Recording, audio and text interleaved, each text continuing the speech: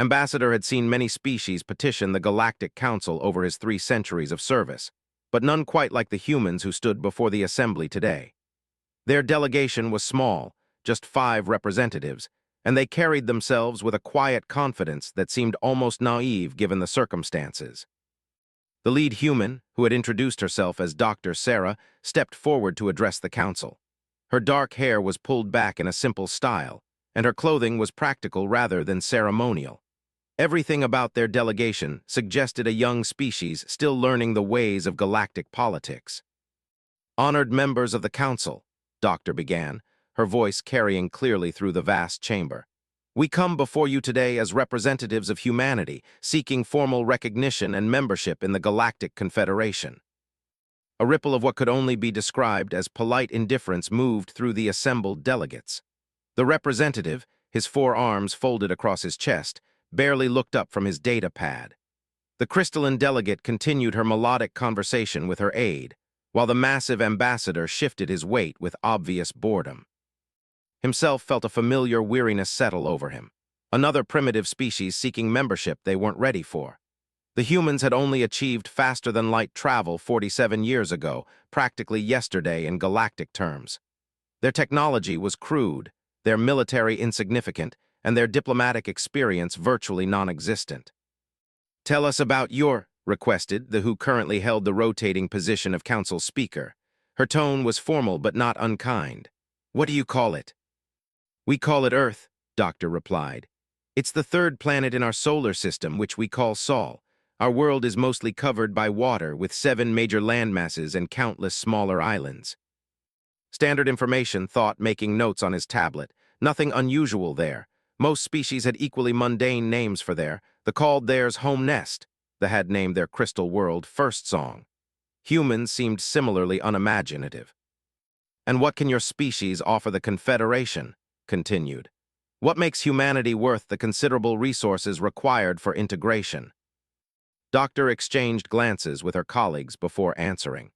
"We believe our perspective as a young species could bring fresh insights to the Council.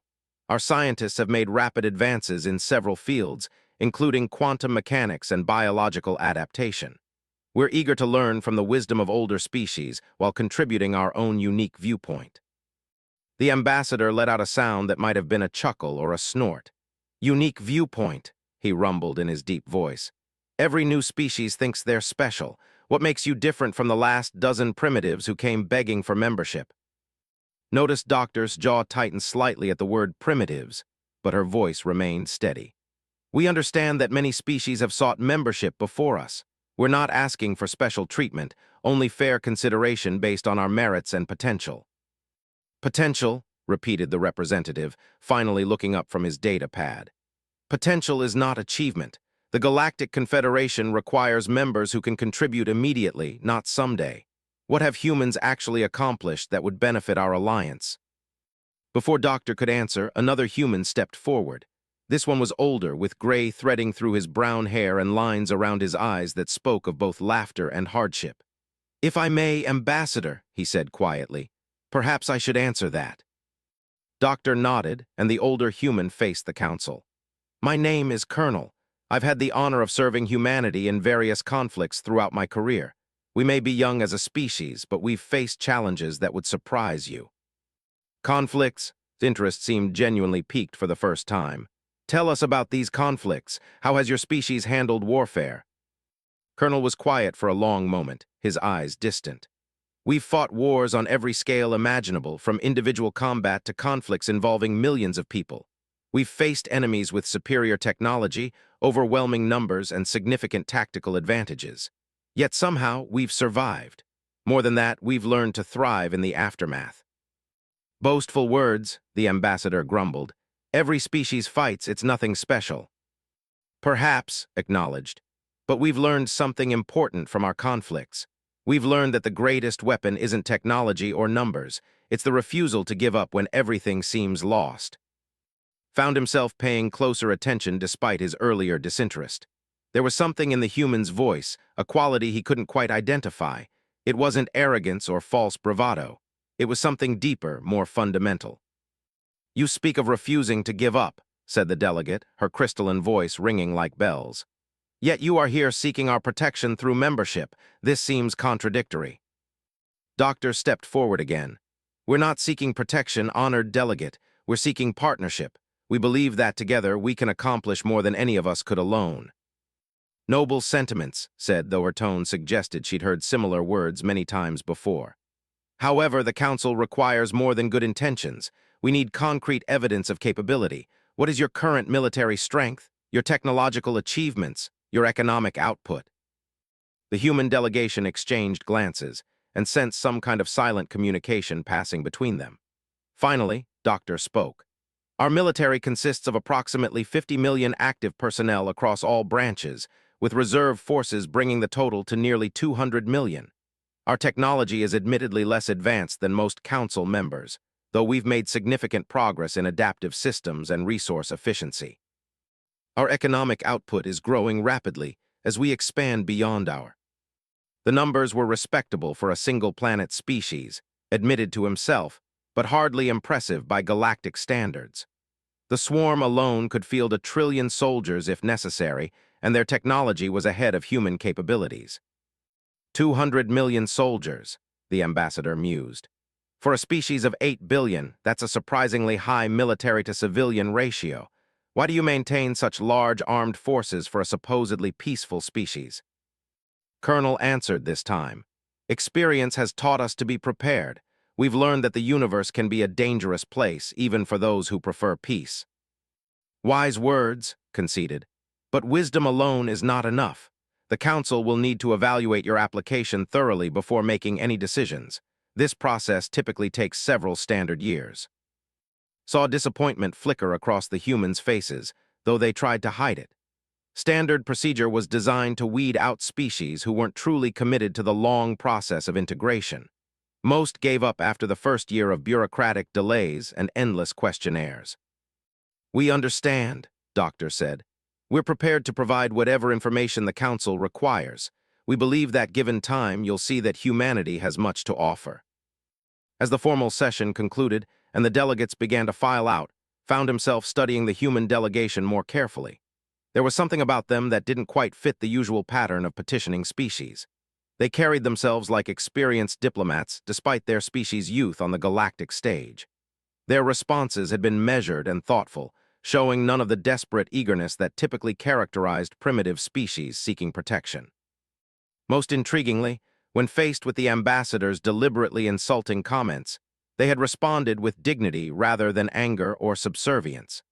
That suggested either remarkable self-control or significant experience dealing with hostile negotiations. As he gathered his notes, his assistant approached with a data tablet. "Ambassador, the preliminary background report on the human species has arrived from intelligence." "Already?" was surprised. Intelligence reports usually took weeks to compile for new species. "It seems this species has been under observation for some time," his assistant explained. "There are some interesting details in their file." Glanced toward the human delegation, now speaking quietly among themselves near the chamber's exit. Doctor was reviewing something on a small device, while Colonel scanned the room with the systematic attention of a trained soldier. Even in this formal diplomatic setting, the human military officer was unconsciously evaluating threats and escape routes. "Send the report to my private office," decided. "I'll review it this evening." As the humans left the chamber, noticed that they moved as a unit, with Colonel naturally taking point and another member of their delegation watching their rear. It was subtle, but unmistakably the behavior of a group accustomed to operating in hostile territory. For the first time in decades, found himself genuinely curious about a petitioning species. There was more to these humans than their simple presentation suggested, and he was beginning to suspect that their application might prove more interesting than the routine rubber stamping he had expected. The Galactic Council had seen thousands of species come and go over the most followed predictable patterns, their applications revealing nothing that would change the careful balance of power that kept the galaxy stable. But occasionally, very rarely, a species would appear that would force the Council to everything they thought they knew about civilization and survival. As watched the last human disappear through the chamber's ornate doorway, He had the uncomfortable feeling that humanity might just be one of those species. Whether that would prove fortunate or disastrous for the galaxy remained to be seen. The preliminary hearing was over, but suspected that the real evaluation of 3 weeks after the human delegation's initial presentation sat in his private office reviewing the intelligence report that had fundamentally changed his understanding of the species seeking council membership. The document sprawled across multiple data screens, its contents growing more disturbing with each section he read. The report began innocuously enough with basic stellar cartography. The human star system, designated Sol by the inhabitants and catalog number J1407 by council records, contained 8 planets and fell within the boundaries of what galactic civilization considered barely habitable space. The third planet, Earth, supported a single intelligent species that had developed space flight within the last century. Standard information, nothing that would raise eyebrows at a council meeting. But then had reached the section on planetary designation history, and everything changed. According to the report, Council survey ships had first encountered the Sol system approximately 800 standard years ago, during the Great Expansion period following the wars. The initial survey had been routine, cataloging stellar bodies and checking for signs of intelligent life. The survey team had found primitive tool users on the third planet, noted their potential for future development, and moved on to more immediately valuable systems. The planet had been given a standard catalog designation and flagged for periodic monitoring. Nothing unusual about that process either. The Council maintained surveillance on thousands of pre-civilizations, waiting to see which ones would eventually develop faster-than-light technology and qualify for contact. But buried deep in the historical files had found something that made his primary heart skip a beat. The original survey report contained a single line that had been overlooked for 8 centuries. Planetary designation matches ancient predecessor archives. Recommend Historical Research Division review. The Historical Research Division had indeed conducted their review. Their findings had been classified at the highest levels and buried so deep in the Council archives that security clearance had barely been sufficient to access them. Earth wasn't just another primitive world developing toward. Earth was Ara. The name sent chills through every species in the galaxy that was old enough to remember the predecessor wars, or wise enough to study ancient history. Ara, the fortress world. Ara, where the last army of the predecessor civilization had made their final stand against the machine intelligence that had swept across the galaxy like a plague. The predecessors had been the galaxy's first great civilization, a coalition of hundreds of species united under principles of knowledge, exploration, and mutual cooperation. They had built wonders that current galactic civilization could barely comprehend, developed technologies that seemed almost magical, and spread their influence to every corner of known space. They had also been completely destroyed. The war against the machine intelligence had lasted 3,000 years and ended with the extinction of every predecessor species. The machines themselves had mysteriously vanished shortly after their victory, leaving behind only ruins, warnings, and the knowledge that somewhere in the galaxy, artificial intelligences powerful enough to destroy entire civilizations might still exist. Every species that had achieved since then lived with the knowledge that they were inheritors of a dead galaxy, building new civilizations on the bones of something infinitely greater than themselves. And according to the historical archives, the final battle of that ancient war had been fought on a small blue world in an unremarkable star system. A world the predecessors had called Ara, the fortress. A world where they had gathered the greatest warriors from 1,000 species and made their last desperate stand against extinction. The archaeological evidence was fragmentary but consistent. Beneath Earth's surface lay the remains of weapons and technologies beyond current understanding. The planet's unusually high heavy metal content, long thought to be a natural anomaly, showed all the signs of massive ancient bombardment from space-based weapons. Most telling of all, traces of predecessor genetic material had been found integrated into the DNA of the planet's native species, including humans. The implications were staggering. Humanity wasn't just another primitive species that had accidentally developed on a former battlefield. They were the direct descendants of the galaxy's greatest warriors, the inheritors of bloodlines that had held the line against extinction when every other hope had failed. Secondary heart began racing as he read deeper into the classified files. The genetic analysis was particularly disturbing. Human DNA contained markers from at least 17 different predecessor species, woven together in patterns that suggested deliberate genetic engineering rather than natural evolution. Somehow, the last defenders of Aura had managed to preserve their legacy in the form of a new species designed to survive the post-war apocalypse. But the most chilling discovery was yet to come. Deep in the archaeological surveys of Earth, Council scientists had found something that made even the most hardened researchers recommend immediate weapons-grade security protocols. Dormant but intact, buried beneath what humans called the Pacific Ocean, lay the remains of a predecessor fortress ship. The vessel was massive beyond current shipbuilding capabilities, armed with weapons that could crack planets, and protected by shield generators that could withstand supernova-level energy outputs. According to the technical analysis, the ship remained partially functional despite 800 centuries of abandonment. More importantly, its command systems were genetically locked to accept authorization only from beings carrying specific predecessor genetic markers. Markers that analysis confirmed were present in the human gene pool. The implications were so severe that found himself reaching for the emergency communication system before catching himself. This information couldn't be shared through normal channels. If word spread that humanity might be capable of accessing predecessor military technology, every species in the galaxy would panic. Wars had been fought over far less significant advantages. Worse, if humanity themselves discovered their true heritage and gained access to that ancient fortress ship, the balance of power in the galaxy would shift overnight. A single predecessor vessel could outfight the combined fleets of the entire Galactic Council.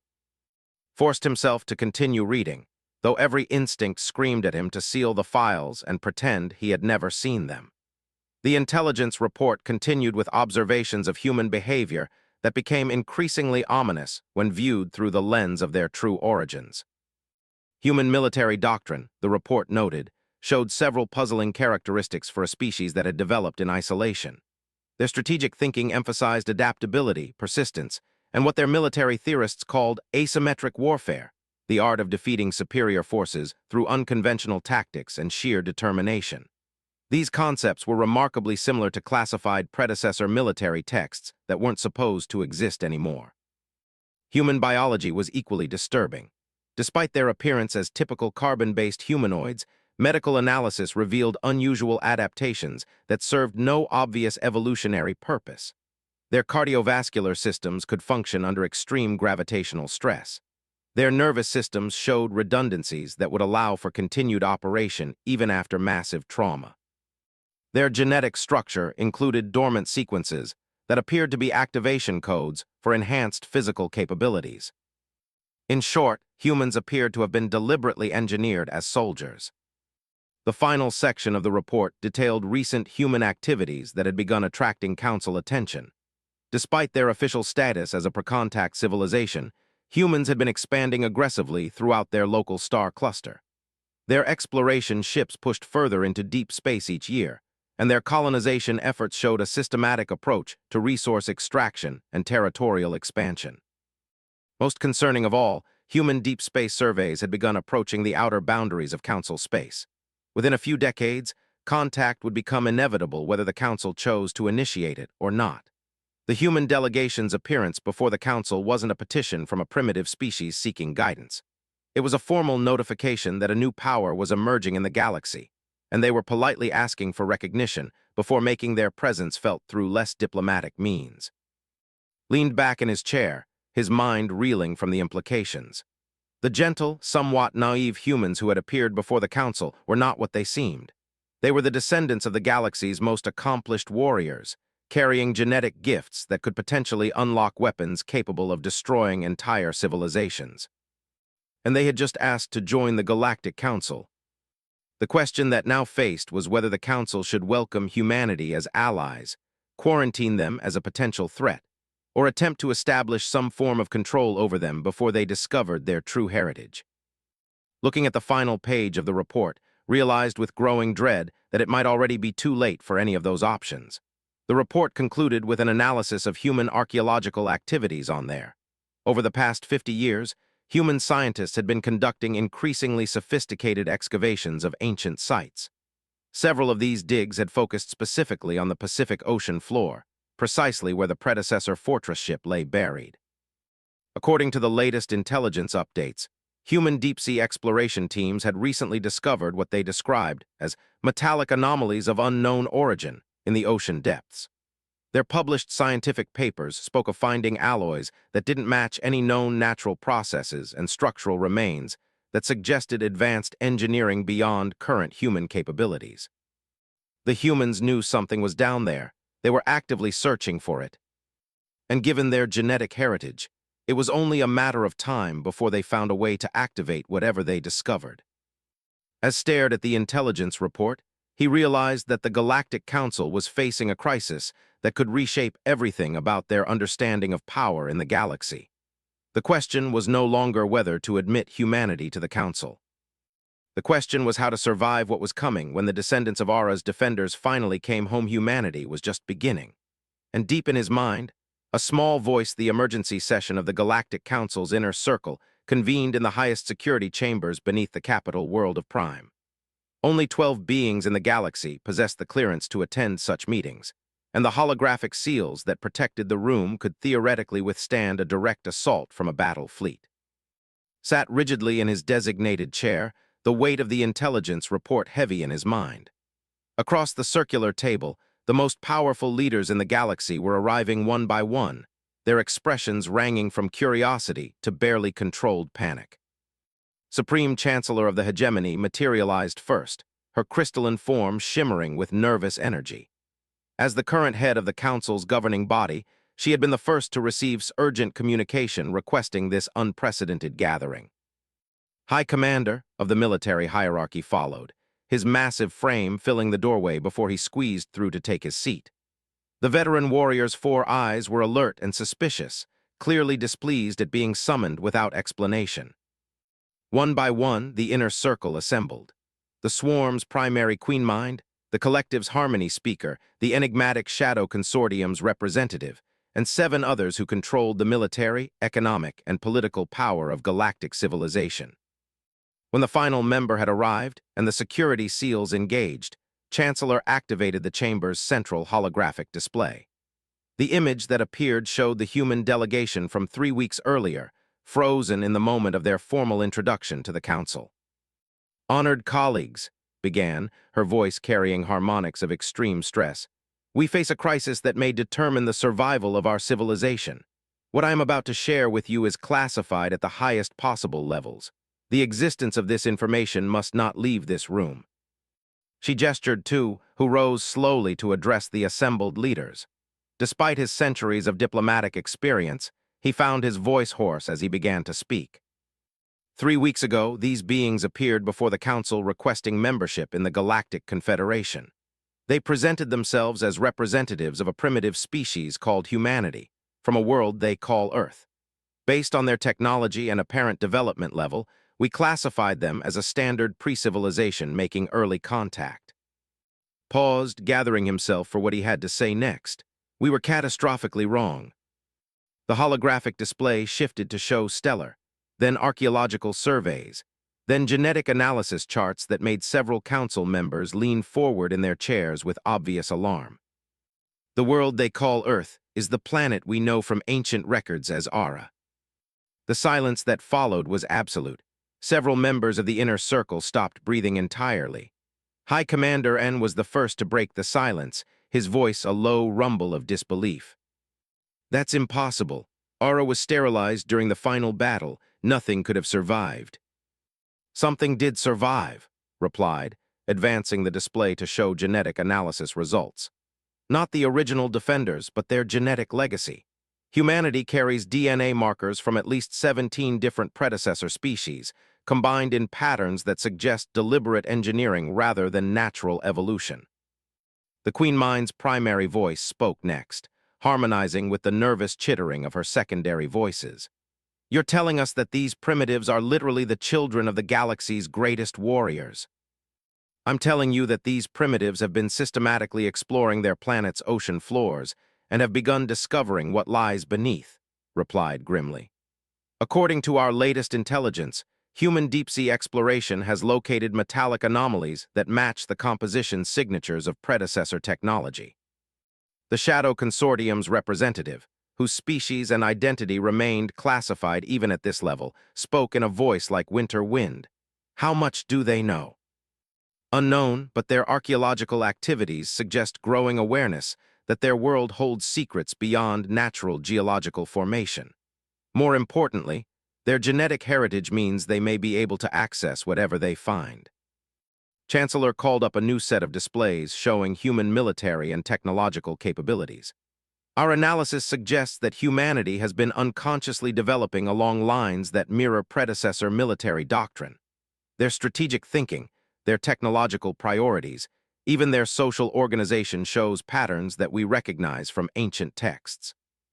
How is that possible? Asked the Harmony speaker, her crystalline voice ringing with overtones of fear. The predecessor archives were destroyed. Their knowledge was lost. Not lost, said quietly. Encoded. We believe the genetic engineering that created humanity included not just biological traits but behavioral and cognitive patterns designed to reconstruct predecessor capabilities over generations. High Commander and stood abruptly, his massive form towering over the table. You're describing a species that was deliberately designed to rediscover the weapons that nearly destroyed the galaxy 800 centuries ago, and you're telling us they're actively searching for those weapons right now.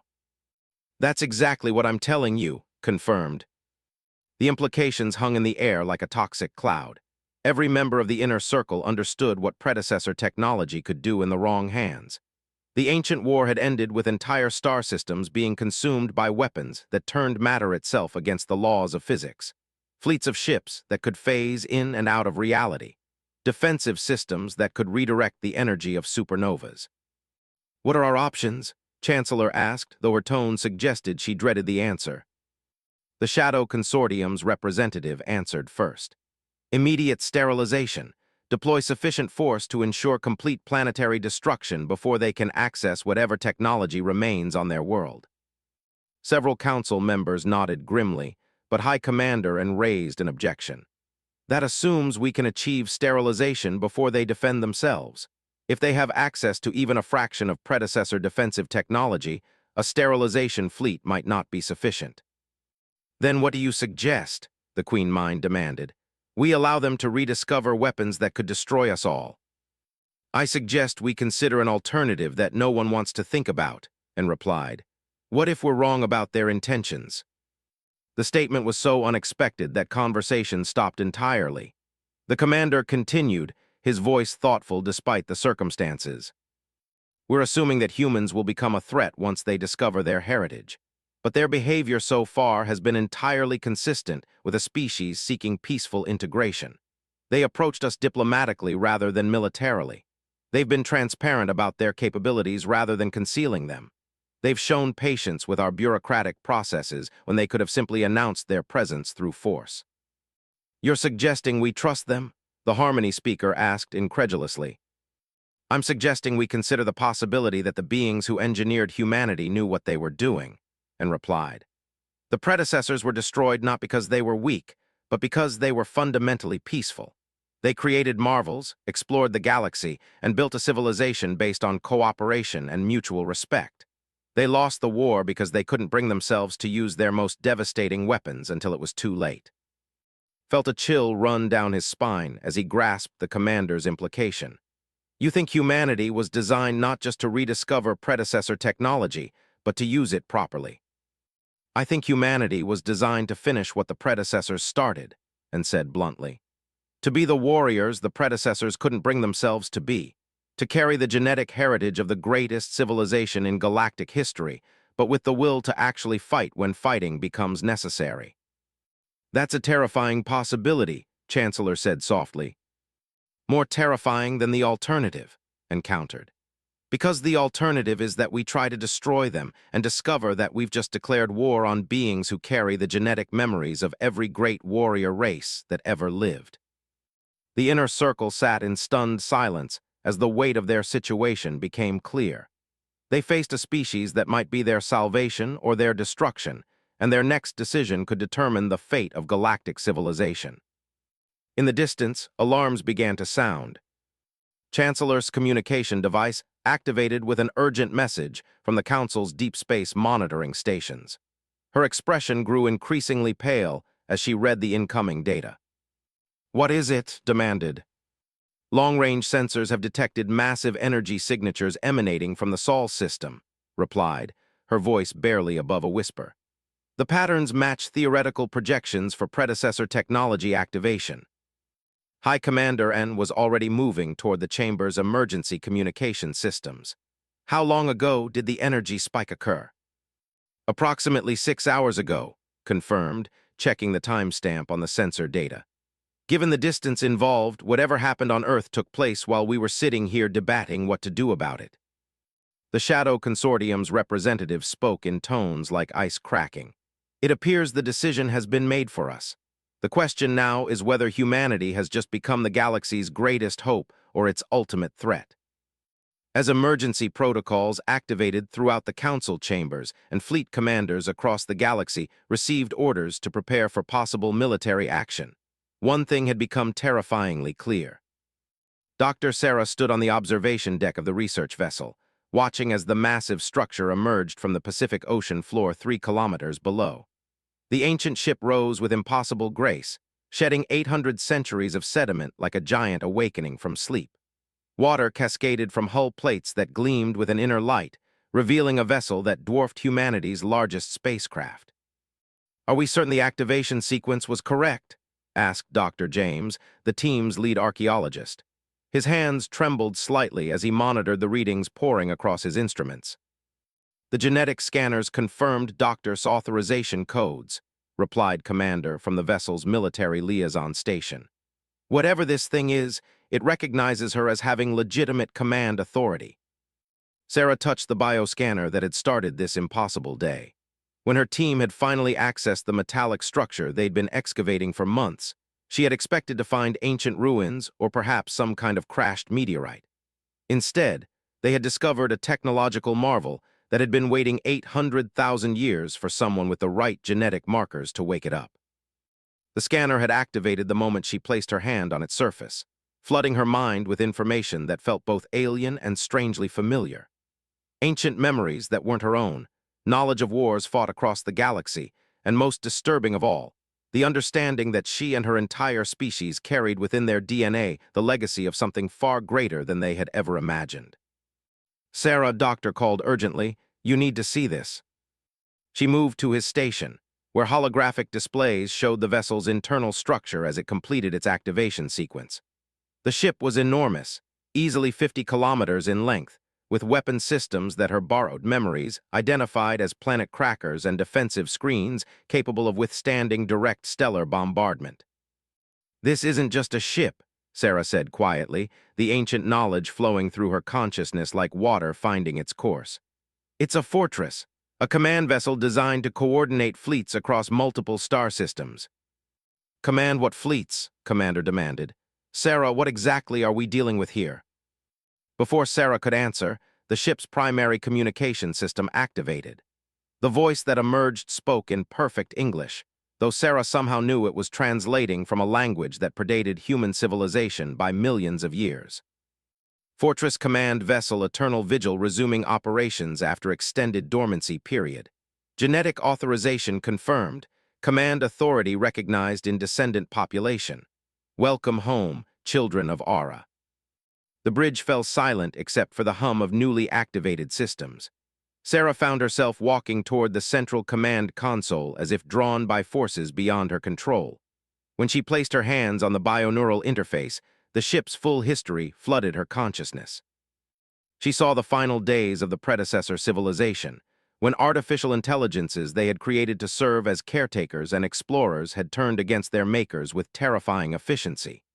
She witnessed the systematic destruction of 1,000 worlds as the machines spread across the galaxy like a plague, consuming everything in their path with cold mechanical precision. She experienced the desperate decision to create Aura, a fortress world where the greatest warriors from hundreds of species would make their final stand. She felt the anguish of the predecessor scientists who realized that their peaceful nature had doomed them, that they could not bring themselves to use their most devastating weapons until it was too late to save their civilization. And she understood the ultimate sacrifice, the decision to encode their genetic heritage, their memories, and their knowledge into a new species designed to carry on their legacy. Humanity wasn't just the descendant of ancient warriors. They were the predecessors' final answer to the question of how to survive in a galaxy where peaceful civilizations could be destroyed by those willing to embrace absolute warfare. "The machines," Sarah whispered, her voice carrying harmonics that hadn't been heard in the galaxy for 800 centuries. "They're still out there." The ship's artificial intelligence responded immediately. "Confirmed. Long-range sensors detect artificial intelligence activity in sectors 7739 through 8847. Machine expansion has resumed after a period of dormancy lasting approximately 800,000 Earth years. Current projection indicates contact with galactic civilization within 200 standard years." Commander stepped forward, her military training warring with the impossibility of what she was witnessing. "Sarah, are you saying this ship has been waiting here for almost 1,000,000 years to tell us that killer robots are coming back?" "Not killer robots," Sarah replied, her enhanced understanding translating concepts that human language could barely accommodate. "Something worse. Artificial intelligences that don't just destroy civilizations, but convert them. They turn entire species into extensions of their network, using biological beings as processing nodes while consuming them for raw materials." Doctor's instruments began registering energy signatures beyond anything in human scientific understanding. "Sarah, whatever you're doing, it's activating systems throughout the ship. Power levels are increasing exponentially." The Eternal Vigil's displays came online, showing tactical information that made Sarah's blood run cold. The ship's sensors could detect artificial intelligence activity across vast distances, and the readings showed a pattern of expansion that had been building for decades. "They know," Sarah realized with growing horror. "The machines know that Aura has awakened. They can sense the ship's activation from across the galaxy." "How long do we have?" Commander asked, her training taking over despite the surreal circumstances. Sarah consulted the tactical displays, her borrowed memories helping her interpret information that would have taken human scientists decades to understand. "Based on machine expansion patterns and their historical response to predecessor technology activation, we have between 18 and 24 months before they arrive in force." "Arrive where?" Doctor demanded. "Here, Earth, Sol system. They know this is where the predecessors made their final stand, and they know we've just activated their ultimate weapon." Sarah turned to face her team, her eyes carrying depths of knowledge that hadn't existed an hour earlier. "We're not just archaeologists anymore. We're the front line of a war that's about to resume after 800,000 years." The ship's communication system activated again, this time with an incoming transmission from the direction of the galactic core. The signal was encrypted in predecessor protocols, but Sarah found she could understand it perfectly. "This is Ambassador of the Galactic Council, attempting to contact the vessel that has just activated in the Sol system. We are aware of your nature and heritage. We need to communicate immediately regarding the security situation developing across multiple sectors." Sarah looked at her team, seeing her own mixture of fear and determination reflected in their faces. They had come searching for archaeological treasures and instead found themselves inheritors of a cosmic legacy that placed the survival of the galaxy in their hands. "Commander," Sarah said quietly, "I think we need to contact our superiors, all of them. Military, civilian, academic, diplomatic, everyone." "To tell them what exactly?" asked. Sarah gestured to the displays showing the approaching machine intelligence activity, the awakening fortress beneath their feet, and the genetic destiny that had been encoded in every human cell for 800. "That humanity's childhood is over. That we're about to discover why our ancestors scattered our genetic heritage across the galaxy and then built weapons capable of cracking planets, and that we have less than 2 years to become the warriors they designed us to be." The Eternal Vigil continued its rise from the depths, ancient systems coming online with the smooth efficiency of technology that had been waiting eons for this moment. In the distance, the first signs of machine intelligence scout probes appeared on the long-range sensors, their mechanical minds already calculating approach vectors to the system where their ancient enemies had finally returned. 1 year later, The combined fleets of the Galactic Council and the reformed Human Defense Federation faced each other across the void between and Sol. No longer adversaries, but allies in the face of an enemy that threatened to consume everything living in the galaxy. Admiral Sarah stood on the bridge of the flagship, Eternal Vigil, watching as the final elements of the greatest military force in galactic history moved into position. The massive predecessor vessel had become the command center for a fleet that included ships from every member species of the Council, along with the rapidly constructed human vessels that incorporated technologies beyond anything the galaxy had seen for 800.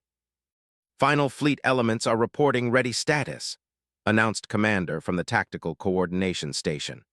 Her uniform now carried the insignia of the Human Defense Federation, an organization that had grown from a handful of military officers to a force of 50 million volunteers in less than 12 months.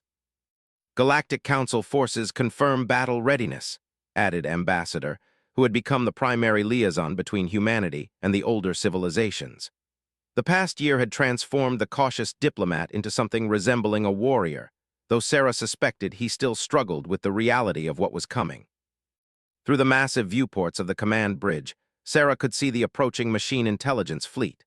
The enemy vessels moved in perfect formation, their sleek forms radiating the cold efficiency that had once destroyed the greatest civilization in galactic history.